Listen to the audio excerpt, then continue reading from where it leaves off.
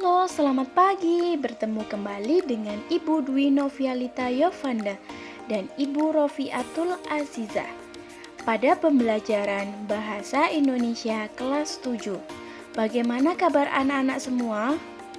Mudah-mudahan dalam keadaan sehat ya. Untuk kali ini kita akan melanjutkan pembelajaran kita mengenai kaidah kebahasaan dalam teks prosedur. Namun sebelumnya marilah kita berdoa terlebih dahulu. Menurut keyakinan masing-masing berdoa dimulai. Berdoa selesai. Nah, pada pertemuan sebelumnya kalian sudah mempelajari tentang menelaah struktur teks prosedur. Materi hari ini kita masih di kompetensi dasar yang sama, yakni kompetensi dasar 3.6. Menelaah struktur dan aspek kebahasaan teks prosedur tentang cara melakukan sesuatu dan cara membuat, seperti cara memainkan alat musik atau tarian daerah, atau cara membuat kuliner khas daerah, dan lain-lain, dari berbagai sumber yang dibaca dan didengar. Jadi, untuk video animasi kali ini kita fokus ke aspek kebahasaan teks prosedur dalam melakukan sesuatu atau cara membuat kuliner khas daerah. Tujuan pembelajaran kali ini setelah menjelaskan contoh kaidah kebahasaan teks prosedur melalui video animasi dan berdiskusi dengan guru, peserta didik mampu menganalisis kaidah kebahasaan teks prosedur yang dibaca dan didengar dengan responsif, proaktif, dan penuh tanggung jawab. Kompetensi dasar ini mengacu pada buku Bahasa Indonesia kelas 7 kurikulum 2013. Ada beberapa jenis teks prosedur yang telah dibahas pada pertemuan sebelumnya. Penggunaan bahasa pada teks prosedur itu apa aja sih? Penggunaan bahasa pada teks prosedur yang pertama adalah kalimat perintah. Kalimat perintah merupakan kalimat yang mengandung makna memerintah atau meminta orang untuk melakukan sesuatu sesuai keinginan penyuruh. Jadi, kalimat perintah itu biasa mengandung kalimat yang meminta orang atau memerintah seseorang untuk melakukan kegiatan. Contohnya, cara mematikan komputer Windows XP, Vista, dan Windows 7 dengan baik dan benar. Langkah pertama yang harus dilakukan adalah klik menu Start yang terdapat pada pojok kiri bawah monitor. Kemudian klik ikon shutdown.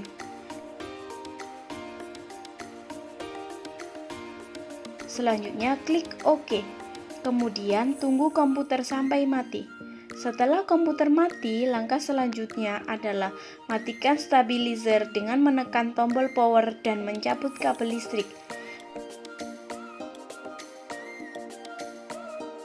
Komputer Anda sudah berhasil dimatikan. Pada langkah yang pertama, itu sudah jelas bahwa itu adalah kalimat perintah. Karena jika ingin mematikan komputer adalah dengan petunjuk klik menu Start. Jadi, kalimat itu jelas bahwa kalimat itu memerintah untuk mematikan komputer. Langkah yang pertama adalah mengklik menu Start pojok kiri bawah monitor. Itulah yang disebut dengan kalimat perintah. Yang kedua, penggunaan bentuk pasif. Bentuk pasif merupakan kalimat yang subjeknya dikenai suatu perbuatan atau aktivitas, biasanya menggunakan imbuhan ter dan di. Contohnya, tombol keyboard sebaiknya ditekan dengan lembut.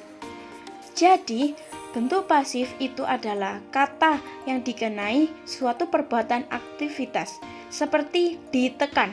Tekan adalah suatu perbuatan atau aktivitas yang diberi imbuhan di. Itulah yang disebut dengan bentuk pasif. Yang ketiga adalah penggunaan kriteria atau batasan.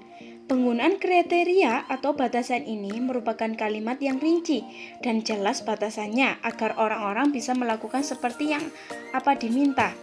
Jadi, penggunaan kriteria atau batasan ini biasanya kalimat yang digunakan itu rinci dari awal hingga akhir. Contohnya, langkahkan kaki kanan, dia kali dan pada hitungan 4 bertepuk tangan. Selanjutnya,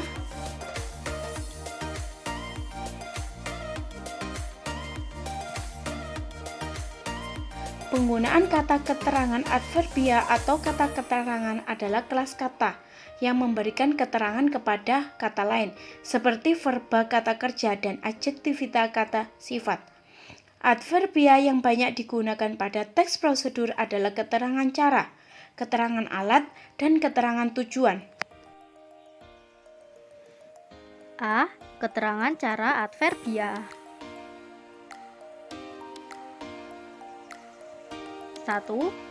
Keterangan cara adverbia ini menambah keterangan cara pada kegiatan atau peristiwa yang terjadi, yaitu dengan dan secara.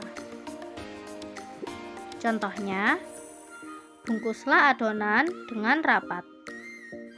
Talikan rafia dengan cara menyilang. Bunyikan secara serentak semua gendang.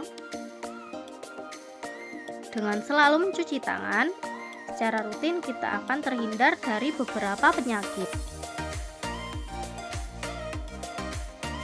D. Keterangan alat. Wah, keterangan ini menjelaskan alat yang digunakan dalam suatu kegiatan atau peristiwa. Misalnya dengan menggunakan.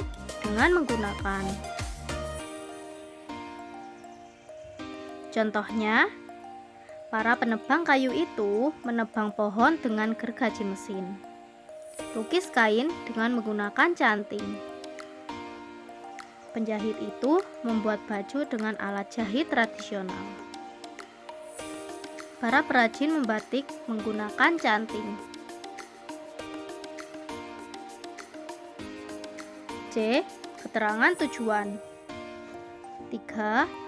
Keterangan tujuan adverbia ini menambahkan informasi tujuan pada kalimat, misalnya untuk, supaya, atau agar. Contohnya, malam jangan terlalu panas agar tidak merusak kain. 5. Menggunakan kalimat saran atau larangan. Teks prosedur membantu pembaca agar selamat, aman, dan dapat mencapai hasil maksimal. Oleh karena itu, bahasa teks prosedur juga menggunakan saran, keharusan, dan larangan agar tidak dapat menimbulkan bahaya. Penggunaan kata sebaiknya, hindari, jangan, jika tidak, atau kecuali, jika, sebaiknya. Contohnya, keju sebaiknya dimasukkan sebelum kue menjadi dingin. Jangan memasukkan minyak terlalu banyak. Teks prosedur kompleks mengenai cara membuat layang-layang. Bahan-bahan yang dibutuhkan.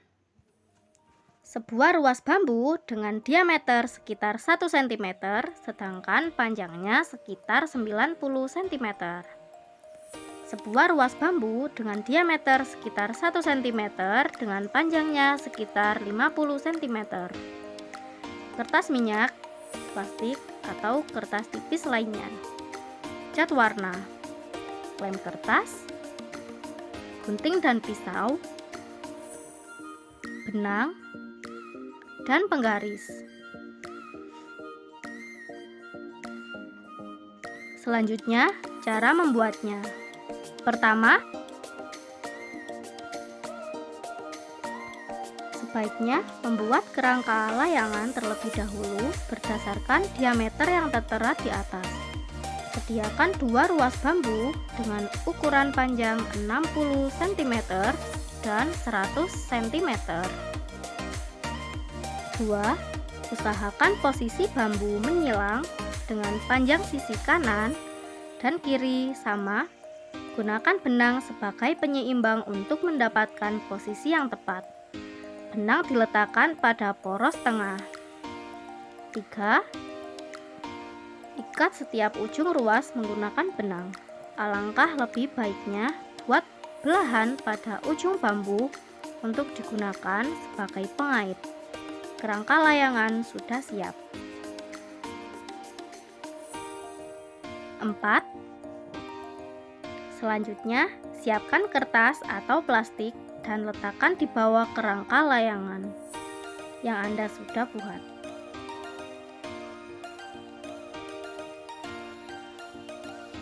5.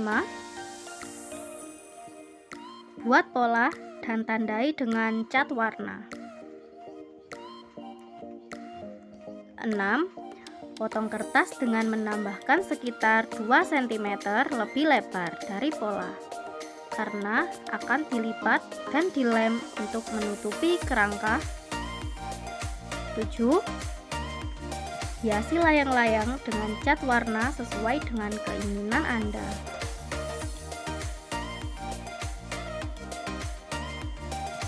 8. Layangan sudah siap digunakan. Selanjutnya, perbedaan kalimat perintah dan kalimat saran dapat dilihat dari tujuannya.